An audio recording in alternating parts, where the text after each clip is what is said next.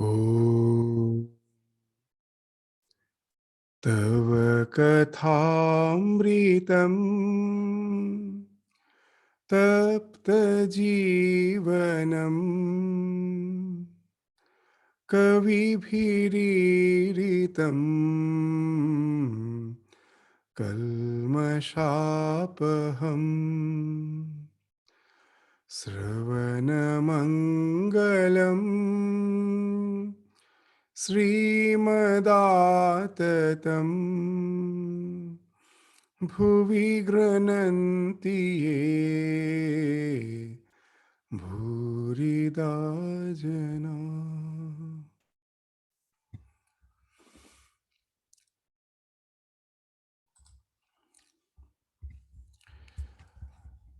So in the last class, we were seeing that Guru Maharaj is explaining the one who are eternally free. And he was relating to one of those mythological stories which pertains to the bird called Homer, the Homer bird. So just let's read those lines. The Vedas speak of Homer bird. It lives high up in the sky, and there it lays its egg. As soon as the egg is laid, it begins to fall. But it is so high up that it continues to fall for many days. As it falls, it hatches, and the chick falls.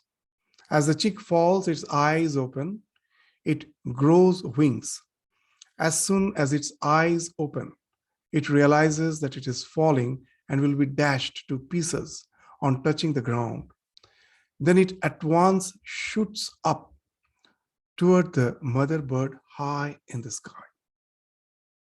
So just relating to this story, we were indicating that the purity, this real sign of purity is not innocence.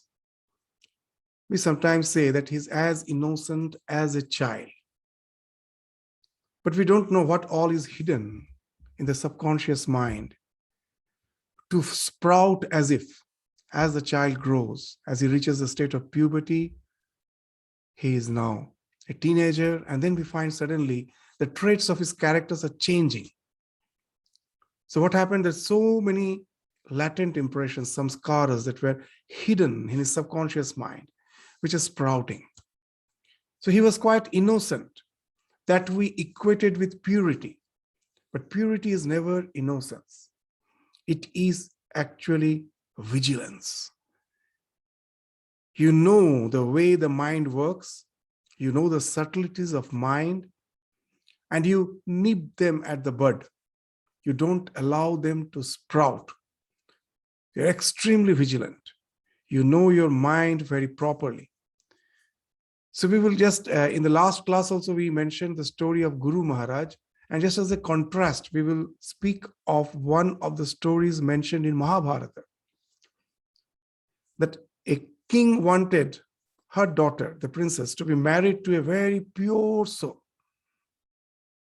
So that their children, the idea that in the Vedic society, even in every society, the idea is there. If the mother and father are very pure, if they bring the child through prayer, through austerity, the child is bound to have good samskaras. It's the mothers, the fathers, their austerity, their prayer that brings forth as if a soul of good samskaras as their children. So that's the idea. So the king, desiring that his progeny should be very pure, they should be a very good integrated character. So instead of marrying her daughter, giving her daughter in marriage to some other prince, he resolved that he would rather search for someone who is extremely pure. And the story goes like this, very interesting. The king's, the other emissaries, the spies, they were in search of such a pure soul, and they found that inside the forest there is a rishi whose son, as he is not exposed to the external world, he has grown up. but he knows nothing of the ways of life. And he's very, very pure. Now the king resolved to have that Rishi's son as his son-in-law, to get him married with his daughter. So now how to get him? The story is very interesting. It is the princess, the friends of princess, the Sakhi, all the mates of the princess. They are also female, they are also girls. They disguise themselves as boys. And when the Rishi will go deep into the forest for his austerity, for his spiritual practices, for his meditation, then this son of the Rishi was alone in the ashram. He was grown up, but he was very innocent. Now these all the girls who were the friends of the princess, they will they will come to the forest, and as if they are also boys, they will just meet him and meet that son of the Rishi and try to develop an acquaintance with him. And this son of the Rishi started feeling an attraction for these so-called boys. Actually, they were the girls in the disguise of boys. And he even started relating that, I don't know why I feel a special attraction for you. And they started coming every day, and he started feeling this attraction. And this attraction enabled all these girls to lure him, to take him to the palace, and they met the princess there. And that's how gradually he developed that infatuation, love. And at last, when everything was revealed, there was no other way. He had such a strong attachment for them. There was no other way than to get married. And that's how the king's resolution, king's wish to get the son of Rishi as his son-in-law was fulfilled. So what it speaks of? It speaks of that innocence. It's not purity. Suppose we are somehow that a child has not been exposed to the external ways of life. He may appear to be pure. That's what happens even in the present day. As long as the child was with his parents, he appeared to be very innocent. Now he's going to the university. He's getting an exposure. And then we find certain traits of character are manifesting. So purity is never innocence. It's the maturity which we grow through experience. If we are not the Nitya Siddhas, those who are not the ever perfect, most probably they were bound. They have gone through the experiences of life, and they know very well how the mind gradually ensnares us. They have learned it, but they now don't want to be ensnared. So they have to be extremely vigilant. They have to be very, very cautious about the ways of life. In our life, we will find that many people, it is their confidence which becomes the cause of their fall.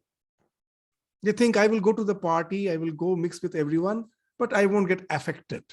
I am quite matured. But we find that it's never the case.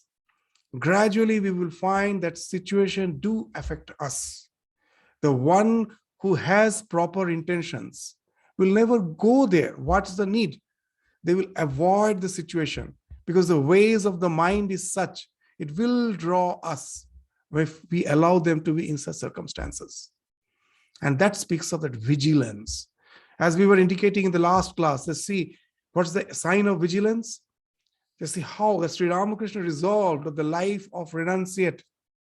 And when he finds that indication in the mind of Holy Mother coming up with that question, will all of them die? When Sri Ramakrishna was indicating that what is the need of having children? Just see, in those days, there was the mortality, infant mortality rate was very high, extremely high, because of all those pandemic diseases, all cholera, malaria, flu. So they were rampant in the society, and we find the children were also affected. The children mortality rate was very high, and that's what Sri Ramakrishna was indicating. The first child is born, it will die of malaria. The next child is born, it will die of cholera. And that's how he was relating. And then suddenly Holy Mother from behind the veil, in a soft voice, just remarked, will all of them die? Immediately Ramakrishna jumped up. He was as if having a very casual conversation with Holy Mother. But suddenly he became very serious. What he jumped up and what he told, oh, as if I have stamped on the tail of a venomous snake. And he goes inside. Holy Mother feels extremely embarrassed. She also runs inside the house. What that story shows, that when the Holy Mother as a young girl asked that question, will all of them die? Immediately Ramakrishna understood that there is an expectation for biological child. Otherwise, why will she ask, will all of them die? And immediately all the fun stopped. He jumped up, immediately left that place. So this speaks of that vigilance. You don't allow even a small desire to find place in your mind. You're extremely vigilant. For us, from below the pond, the sanskaras in the form of bubbles are coming up. We only see when it has reached the surface and bursts. And then we have almost no control over the situation.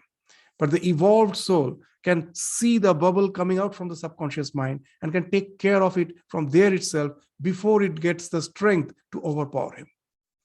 And that's the Homo bird. Before the fall, it flies up. It knows once it falls, it's gone. It flies up. So that speaks of the tremendous vigilance that never get caught. They never come into the situations that can really ensnare them. Before that, they have already detached themselves from such situation. So that's the sign of purity. While explaining the Nitya Siddha, with this allegory, he's actually explaining us that what purity means.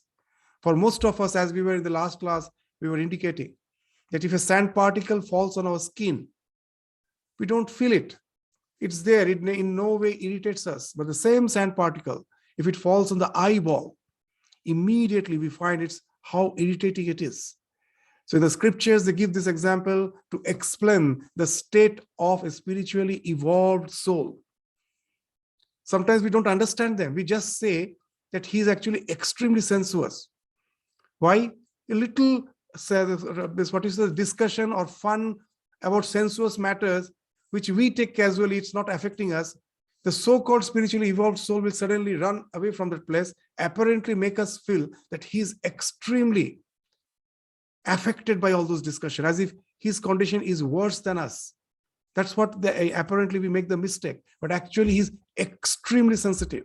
He know very well that the thing which appears to be casual is not that casual. It is seeping into your psyche to create a very strong impression. They're already there. They will simply bring that from the subconscious mind and immediately overpower you in no time. So that's the sensitivity. Sometimes we mistake that by thinking that he's actually extremely sensuous. It's just the opposite. He's extremely sensitive and immediately leaves the place. So that's the thing which we indicate by saying that purity is vigilance. It's not innocence. It's a tremendous vigilance. And that's what we find from that story of the Homo bird. Now let us proceed to what Sri Ramakrishna has to say about Narendra. Still, he's continuing. At this point, Narendra left the room because this topic of the Homo bird came in relation to Narendra, that Narendra is like that. They're Nitya Siddha, they never get caught. So when Ramakrishna was praising him so highly, naturally he felt a bit embarrassed. In front of others, he was so presence of others, he was being praised. So after all, he's a very humble soul. He never liked that to be praised, to be projected in front of others. This real pure souls, that's another sign of purity. They never advertise. Sri Ramakrishna used to say that, has warned us in some other place in the gospel. If you see a holy man with a hoarding, with a sign, never believe him. Because it's a biggest paradox. What's the paradox? That if you are holy, the only sign of holy purity is annihilation of the ego. If you say, I am spiritual, it's that I is very prominent. I am holy, I am spiritual, I have such and such realization. Know it for certain. it never speaks of realization. It never speaks of holiness. Because the only sign of spiritual evolution is the annihilation of the I. As Sri Ramakrishna again have indicated, when someone asked, how shall I be free? His immediate answer was, when I cease to be. When the I ceases, in no way he is going to project himself. Otherwise, spirituality becomes an easy way of projection. You will find in the world, those who are as such not wealthy, not established, they tend to be spiritual. But in 99% case, what happens actually? Everyone wants identity. Among those people who poses to be spiritual, know it for certain. 1% is of course genuinely spiritual. As they have distaste for other thing, so naturally they have no wealth, they have no position, they are quite happy with the life they are leading. But for the other 99, it's just the opposite. They were not capable of being in that position, but at the same time, they want identity. And it's a very easy way to pose yourself as a spiritual person and try to get the attention of others. So that's why Sri Swami Vivekananda in one place have told very nicely that in this world, to be spiritually minded itself is very difficult. But those who so-called profess to be spiritual, know it for certain, out of that 80% are humbugs. 15% are mentally deranged. That most probably they were trying, but because of lack of proper understanding, just the way how we get mentally deranged, just to be very frank, that if you go to the gym today and you find that some who was really a strong bodybuilder, for a long time he is practicing, he has very strong body, well built, and he does push-ups 100 times easily. And now you get inspired and you try to do 100 push-ups. What will happen? Simply, your muscles will cramp and you will be injured, isn't it? And that's what happens in spiritual life. There are 80% are humbug, but with the 15%, what's that? They were too eager. They never gave this importance to the fact that shanai, gradually I have to grow. I just in one day, I cannot think of just getting established in samadhi. I have to take care of my psyche. It has to grow, but it has to grow gradually. I cannot just think of becoming a spiritually illumined soul in one day and resort to some impractical practices. That speaks of that 15% derangement. And then he says the remaining 5% somehow sincerely are progressing towards the goal. So it's not a very easy journey. Every time, every moment, the same Maya, which hoodwinks us, is going to hoodwink us, even when we resolve to take the spiritual journey. So we should be very vigilant. We should be very objective to ourselves. We are objective to others, but we very fondly caress our own ego. We have to be very sternly objective to that. Judge that also the way I judge others. Actually, just the other thing. I have to stop wasting my energy in judging others and use that energy to judge myself. And then only the spiritual progress is possible. So it speaks of that tremendous vigilance. And you find the sign that why Naren, the moment he's praised, just the opposite thing happens. He's leaving the room. He finds it is a bit embarrassing. He doesn't like it. At this point, Naren left the room. Kedar, Prana Krishna, M, and many others remained. They were sitting there. And now Ramakrishna continued his praise about Naren. Master, you see, Naren excels in singing, playing on instruments, study, and everything. The other day, he had a discussion with Kedar and tore his arguments to shreds. All laugh. So he was so much praise for Naren. There's a very interesting, amusing incident in the life of our 13th president, Swami Ranganathanandaji. He was well known throughout the world for the gift of gab. He's a very nice orator. Even here, Australia, so many times he came. He could really inspire people through his speech. Of course, his wonderful life and speech. He was the 13th president of our order. And now in his lectures, we'll find a lot of reference of Swami Vivekananda. So one day in Belur Math, he was there for some time. He was at that time the vice president of the entire order. and he was staying in Hyderabad. He was the president of our Hyderabad center. And on various occasions, of course, he used to visit Belur Math. So on one such occasion, and whenever he used to visit, we, the brahmacharis, will be gathering around him, and there will be a bit of conversation. He liked that. So one day, one brahmachari, by just casually told, Swamiji, in your lectures, you refer to Swamiji so much, but there's no very few references of Ramakrishna. That's what he indicated. And then what Swamiji told is very interesting. It was, you see, you know that how Ramakrishna used to find out that what is the nature of the other person. He will ask about Naren, that how is he? If he finds that that person is censoring Naren, he's saying his way of life I don't like, and starts criticizing Naren, Ramakrishna will say, stop. Immediately he will say, stop. If you go on criticizing Naren, I won't see your face. So that's what he will say.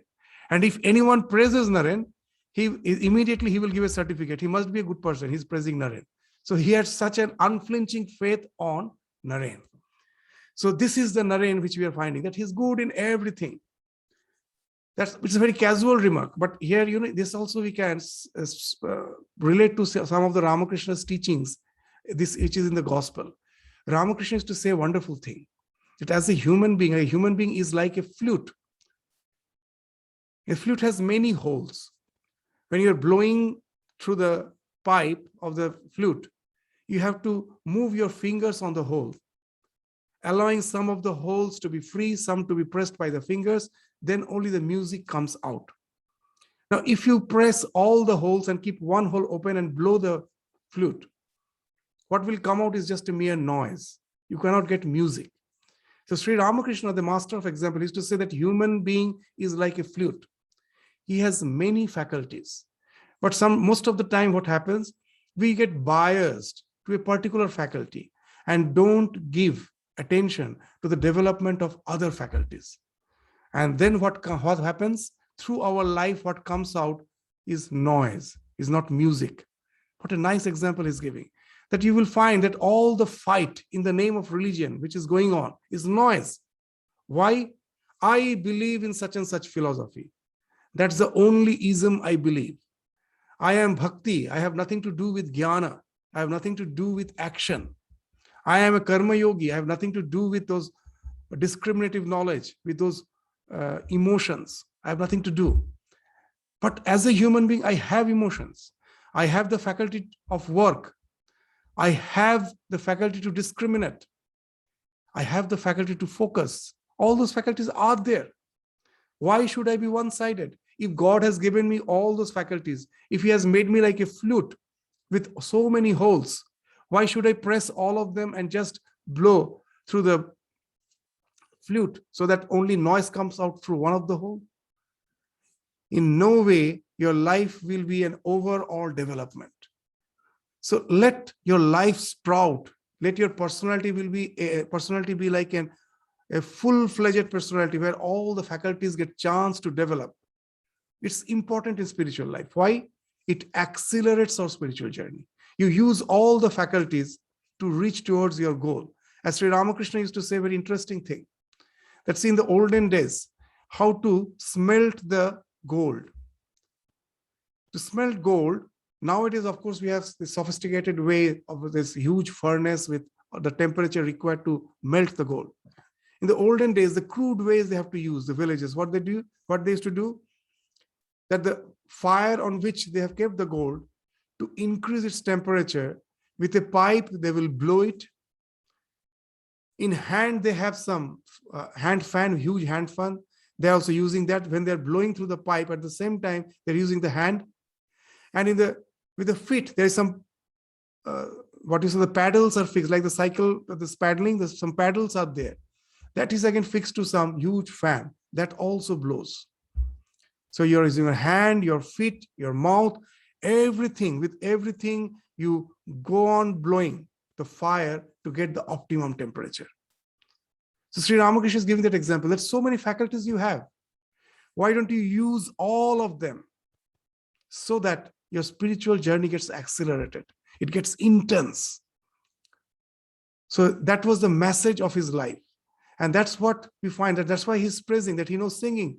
But after all, he doesn't sing some just all ordinary song. It's meant for practicing his devotion, playing instrument. That also is for his devotional practice, his studies, everything. All his faculties he's using. I cannot meditate all the day. What I do other time, I use other faculties to get engaged in that same thing in different ways by using all my faculties. That's why in our scripture they say, Sa kala ya vimuktaye. That's performing art which liberates. It's not just for the tingling of your nerves and for excitement. The way we use the performing arts nowadays with all those hip hop musics. If any patient is there in the hospital and nowadays they have understood that your music is therapeutic, those all hip hop musics won't work. You have to have very soft classical type of music. And that really we find is therapeutic. It's good for your body. It's good for your mind. In the hospital, when they play music, it's always those classical music, which are very slow and soft. What it speaks of, it really helps us to transcend our limitations of body-mind complex. How? By enabling us to enter into a flow.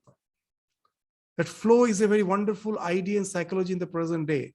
So even when you're listening to a music, you become so focused, the other things falls off.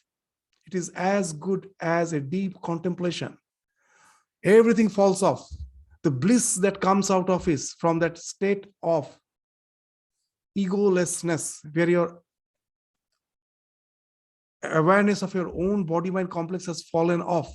Your mind has been drawn by that kala, by that performing art. It immediately gives a tremendous relaxation. You know why? Because unknowingly, we are carrying the baggage of our worries, tensions, our latent impressions. It's always with us. It's so long with us. For life, it is with us. Sometimes, though it is weighing us down, we never realize that.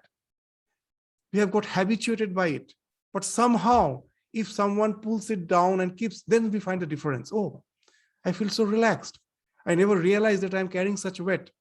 And that's what happens when we enter into that flow. For the time being, all the baggages has been taken away from you.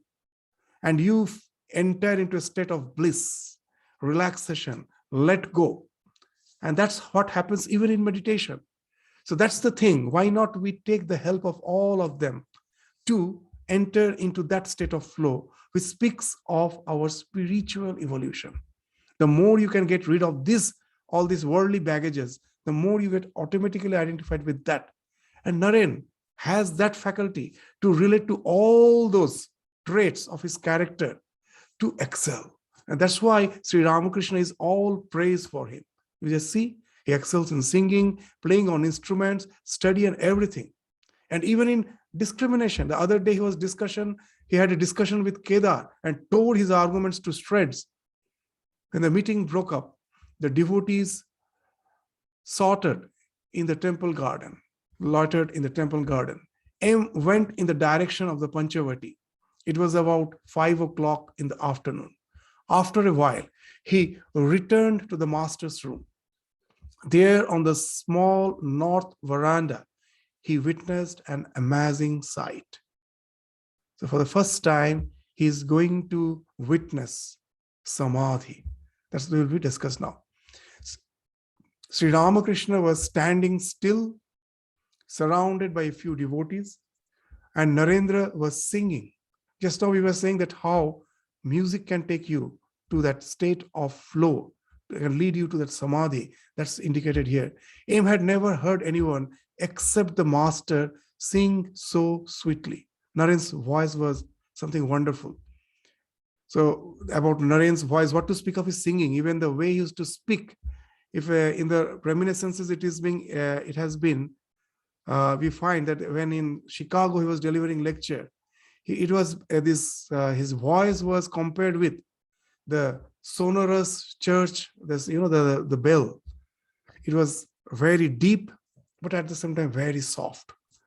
That voice itself was very enthralling. So here that is being indicated that narrates that he has never heard. Ramakrishna's voice was very sweet, and that's what he's saying, that I have never heard anyone sing so well apart from Ramakrishna. Ramakrishna was standing still, surrounded by a few devotees, and Narendra was singing. M had never heard anyone except the master sing so sweetly. When he looked at Sri Ramakrishna, he was struck with wonder, for the master stood motionless, his eyes transfixed. He seemed not even to breathe. A devotee told M that the master was in samadhi. M had never before seen or heard of such a thing. Silent with wonder, he thought, is it possible for a man to be so oblivious of the outer world in the consciousness of God? How deep his faith and devotion must be to bring about such a state. That's the idea of Videha in the Yoga Sutra. That through the flow, you enter into such a state. Your total mind is absorbed in that divine contemplation. It has made you totally oblivious of your surroundings, not only that, of your own body.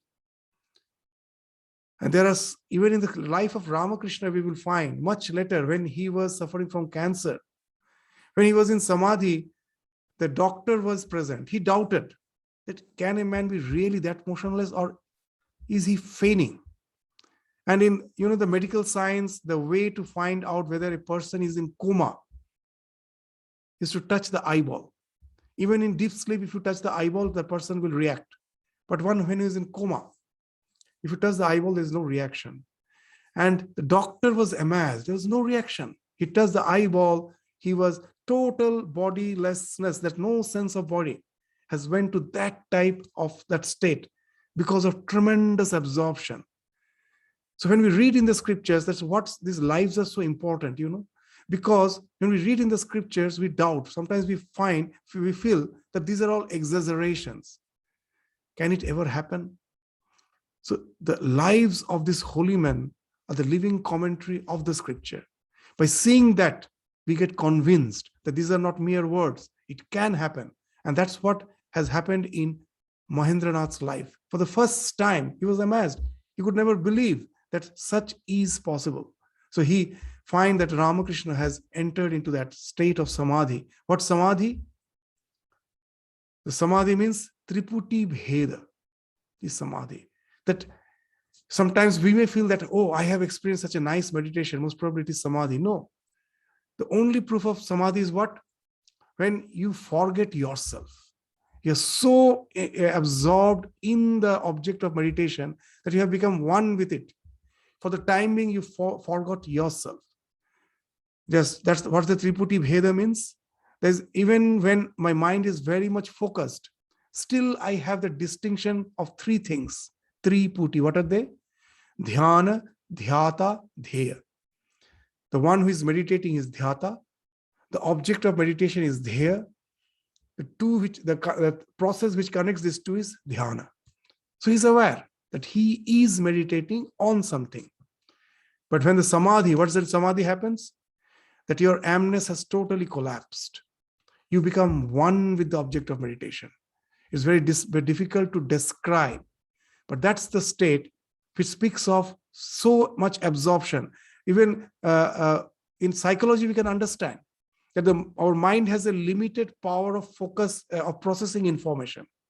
When I'm talking to you, if someone calls me, I can hear. Because just to talk, I need only a small part of my mind. The remaining mind is free to take care of other things. But when I'm watching the TV, the news, or some sports or some games are going on, and I'm so absorbed, someone calls, I don't hear. Why? Because most of the mind has been taken away by the object of my focus. Very little portion of my mind remains to process the other information. It's almost not available. It's been taken away by the object of focus. So now you will understand that however my mind be absorbed, at last, the minimal focus remains in the sense of I, the limited sense of ego. To take away that is something very, very difficult. But that too happens when your mind, the focus becomes too intense. That last basal portion of the mind, which is required to keep your ego intact, that also has been taken away by the object of meditation. And that ego falls off. And that's the state in which you become totally oblivious of the surrounding, not only that, of your own body. Someone has to hold you, otherwise you may fall. His body becomes stiff, just like stiff and so motionless that by itself it cannot stand. Someone has to hold, otherwise he may fall. And that's the state in which Ramakrishna was. So all this description becomes palpable in one moment if we can see such a person. And that's what is the cause of the amazement of Mahendranath. Seeing the master in that state. For the first time in his life, he's observing someone in the deep state of samadhi. And what Narendra was singing, he was singing a song, that's just a few lines we read. Meditate, O my mind. It's actually a Bengali song. It's a translation on the Lord Hari, the stainless one, pure spirit through and through. It's the exact words are Chidananda Sindhu Nire Premananda Lahori. So it's that's the translation of that song is being written in English. In translation, it loses the strength.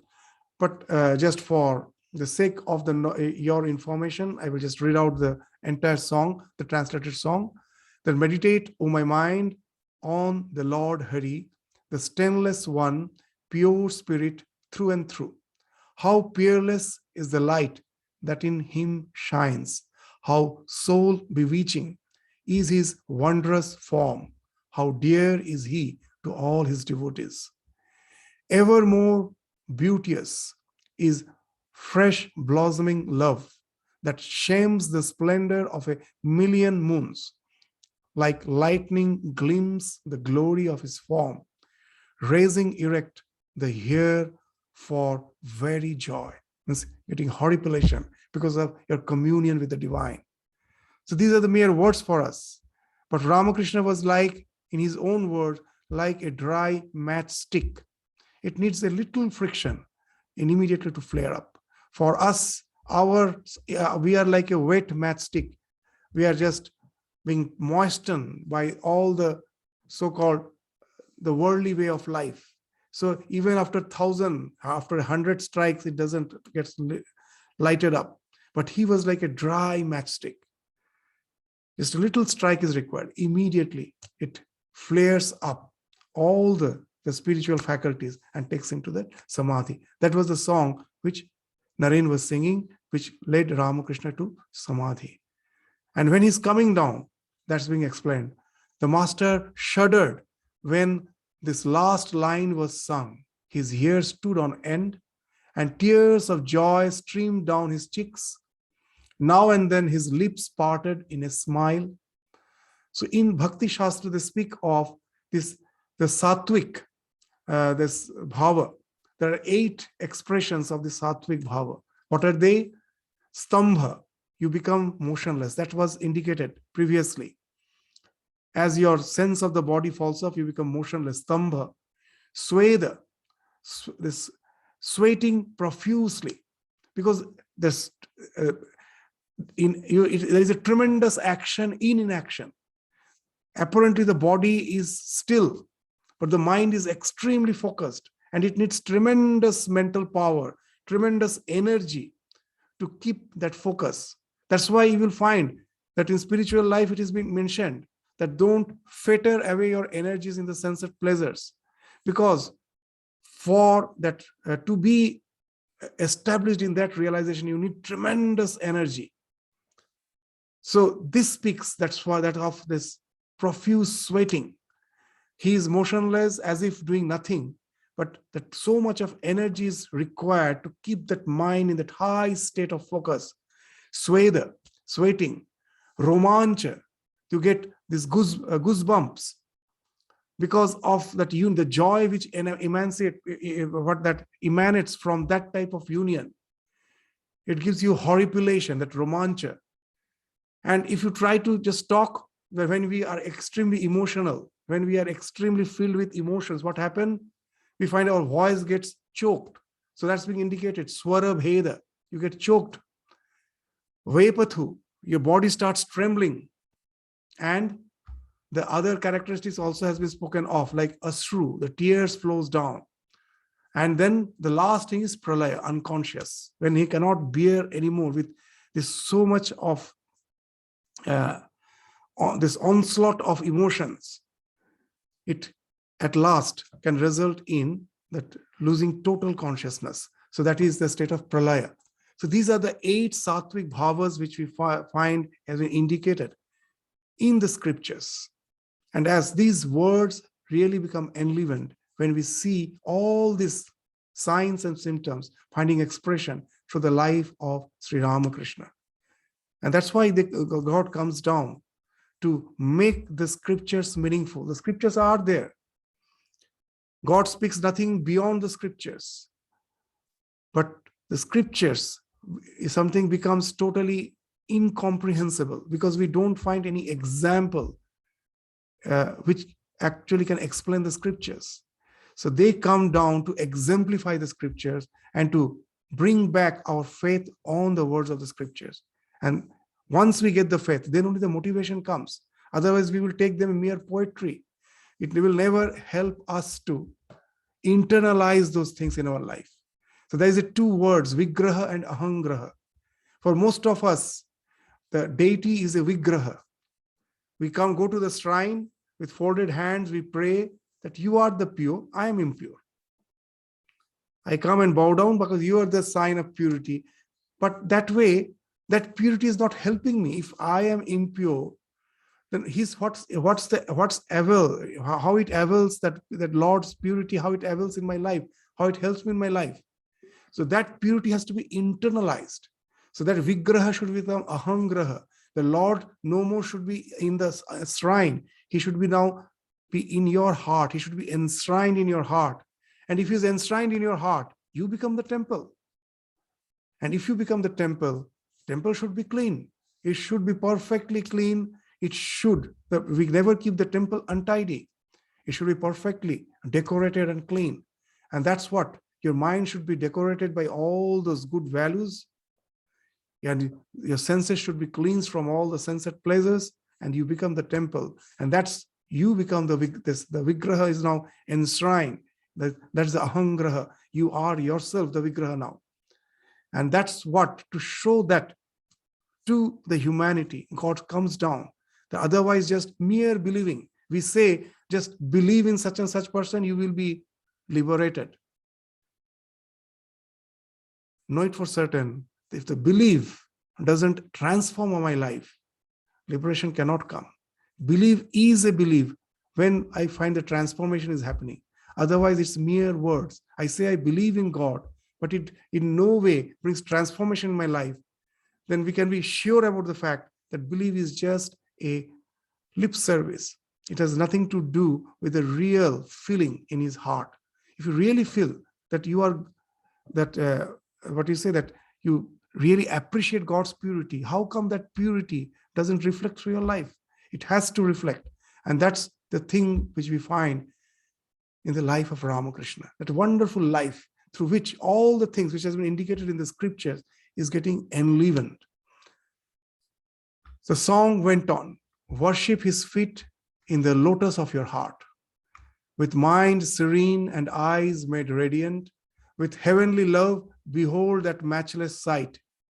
Again that bewitching smile, the body motionless as before, the eyes half shut, as if beholding a strange inner vision. Very interesting. There are 3 or 4 pictures of Ramakrishna. Most probably Ramakrishna is of that age where the photography came. It's where we don't know how Jesus looked. We don't know how Buddha looked.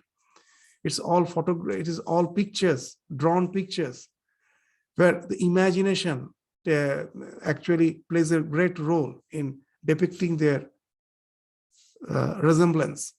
But here we are of that age where we could take the photography of a divine incarnation. And very interesting, not a single photo of Ramakrishna you will find the eyes totally open. So 3-4 times occasions it happened, the photo was taken, but they could never take photo with eyes open. Because for Ramakrishna, most of the time he was in that indrawn state. It was very difficult to take a photo where his eyes were open. All the photos you will find, eyes half closed. He is in a state of deep divine contemplation. So here also it is mentioned that same thing. Again, that bewitching smile, the body motionless as before, the eyes half shut, as if beholding a strange inner vision. The song drew to a close.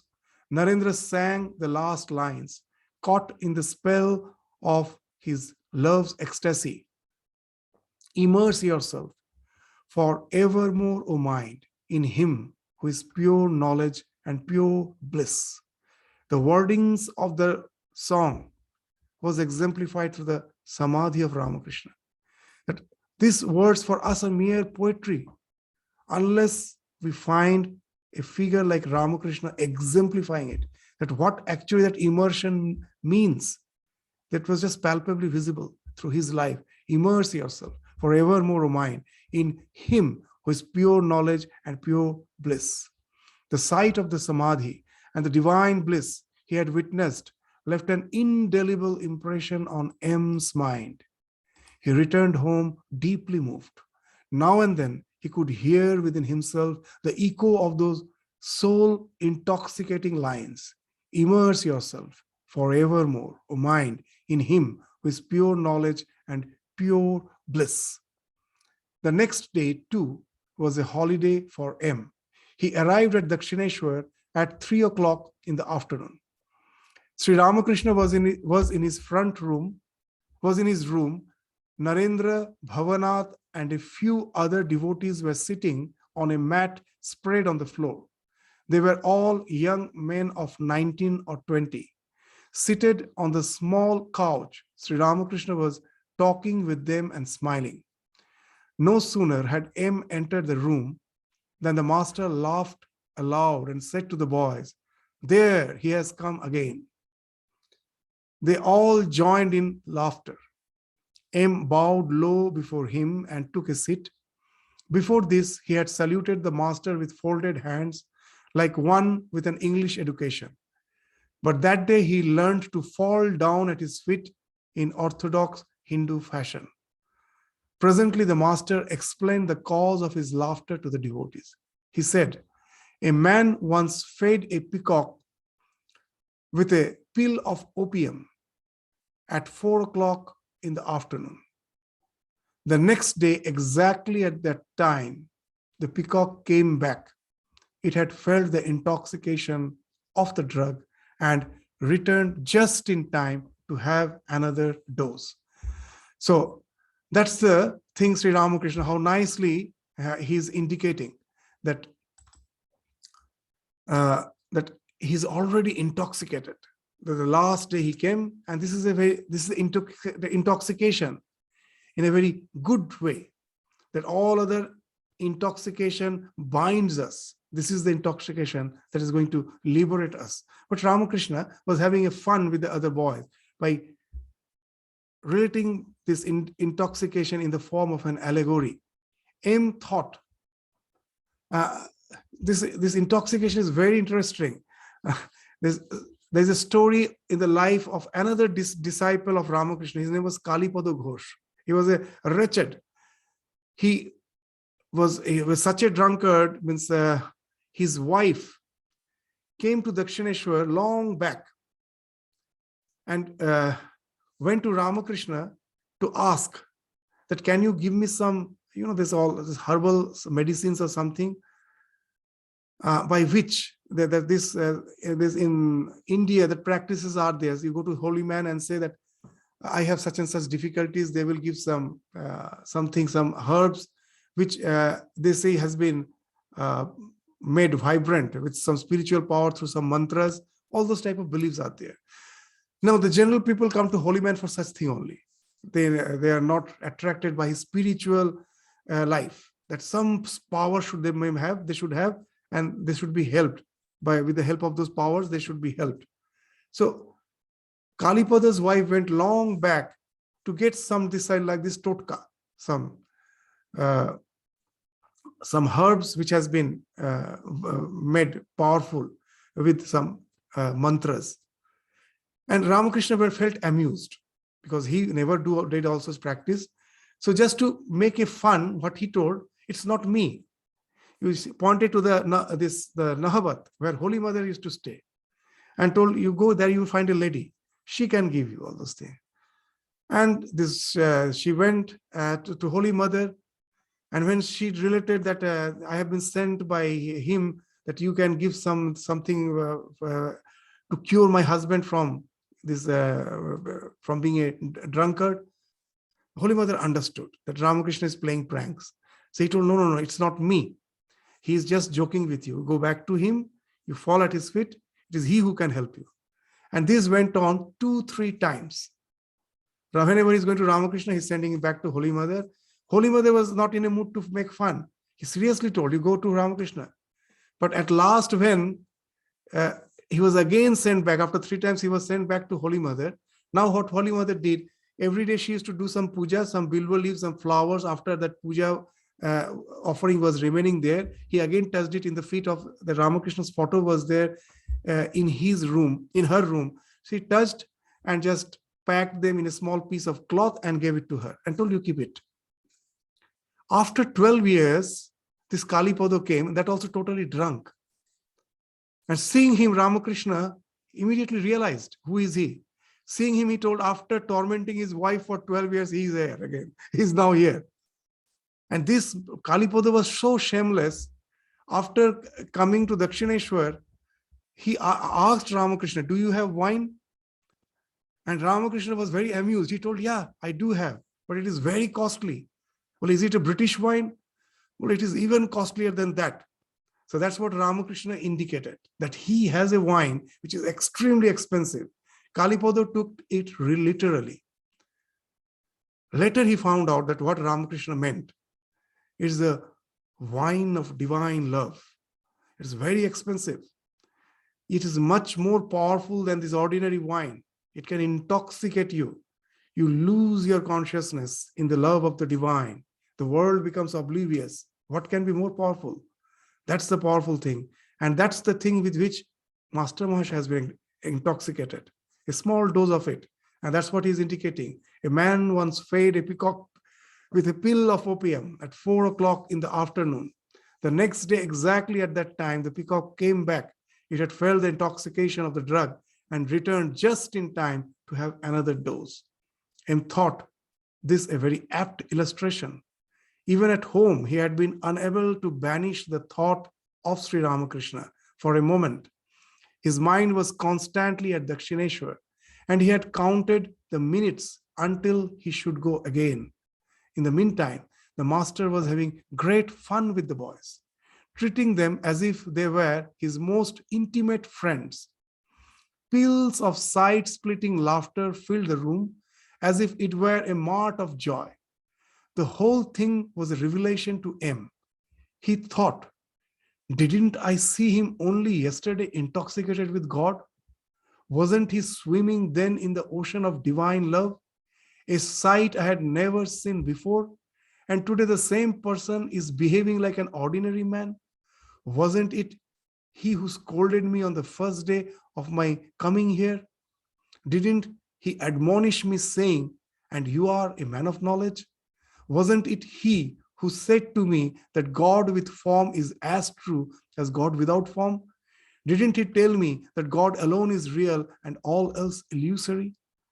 Wasn't it he who advised me to live in the world unattached, like a maidservant in a rich man's house? This same man, he's just making fun with the young boy as if he's also one of them. So this is the thing even Shankaracharya indicates. There's a sign of a realized soul. He is in no way attached to any particular way of living.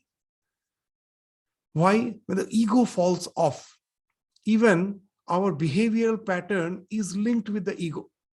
Just the way you will find a small child is in no way linked to any particular mood. This moment, they most probably have fight with some other children or with a sibling. The mother comes and says, no, you shouldn't fight. And the next moment you will find they're just going just with their hands on the other shoulder. Now they're friends. It doesn't take 5 minutes. Their mood has changed. The lesser the ego, the lesser is our identification with the so-called our personality. We all, the Ramakrishna is one thing which Swami Vivekananda told, that everyone says that I am full of knowledge. Actually, I am devotion. My external is knowledge. Ramakrishna was just the opposite. Externally, he was full of bhakti, but inside the core, he was knowledge. Nothing can swerve him. So why I'm saying this, that, for most of us, our personality is like a mollusk. We all are so vulnerable inside. Outside, we make a show of our personality. As Ramakrishna jokingly used to say, you see these men with so thick mustache, you go and find at their home, they're all the slave to their wives' whims and fancies. So that's what he's saying, that all these are pretensions. You just throw a stone, the outside, the mollusk, that hard covering is broken, and it's all vulnerable. It's all just that pulp. So all our external behavior is just like a mollusk, but he is the real vertebrate. Outwardly, he's so mixing with all, playing, having fun, but nothing can swerve him from his realization. A little spark of the divine talk will again take him there. These external things, he did it to a certain extent consciously. You know why? He used to say a very interesting thing, that unless you give the young one a little, if you like fish, then you will like the smell of the fish. So he used to say, don't give them fish. I just then give them, in his word, ash dhoa jal. Ash dhoa jal means the water which with which you have cleansed this fish. So it has a smell of the fish, but it is not the real fish.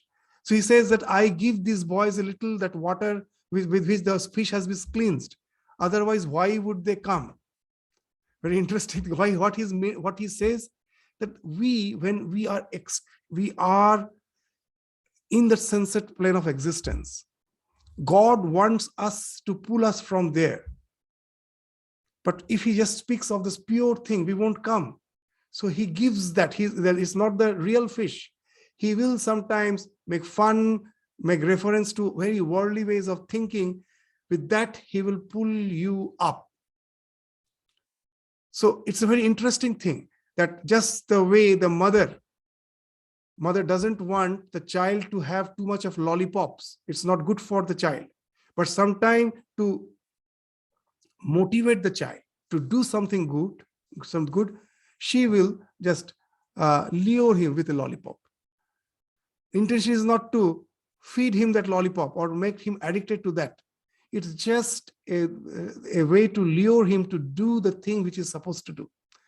And that was the way of the master. He just went down to their level, as if became one of them. And that's how he conquered them all.